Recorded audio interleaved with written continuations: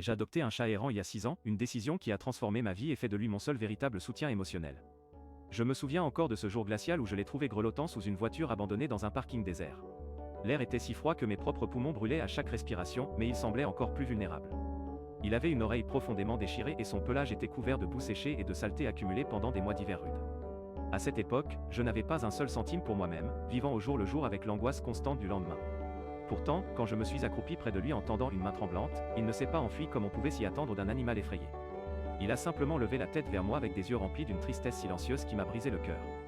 J'ai dépensé mon dernier argent pour acheter la nourriture la moins chère possible dans un supermarché voisin, puis je l'ai ramené chez moi en silence, enveloppé dans une vieille couverture usée.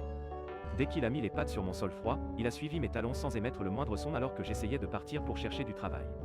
Le vétérinaire m'a confirmé plus tard qu'il avait passé beaucoup trop de temps dans la rue avant cela, souffrant d'une malnutrition sévère et de blessures cachées sous sa fourrure terne. Des semaines sont ensuite devenues des mois pendant que nous avons créé notre petite routine étrange mais rassurante ensemble, partageant nos silences et nos peurs mutuelles. Il était devenu mon gardien silencieux contre la solitude dévorante qui m'entourait chaque jour. Aujourd'hui, ce chat bien-aimé est mort paisiblement avec ma main posée doucement sur sa tête chaude, sentant son souffle ralentir jusqu'à s'arrêter complètement dans mes bras. Mon appartement semble maintenant incroyablement silencieux et vide sans ses petits pas familiers résonnant à proximité ou le bruit de sa respiration calme la nuit. Je me sens perdu dans ce grand espace qui n'est plus un foyer mais une tombe de souvenirs. Pensez-vous qu'il soit normal d'attendre chaque soir de l'entendre marcher dans le couloir juste derrière la porte, espérant voir son ombre familière glisser sous ma chambre pour m'apaiser avant que je ne dorme? Cette attente constante me fait réaliser à quel point il était devenu une partie intégrante de mon âme et non seulement un animal domestique.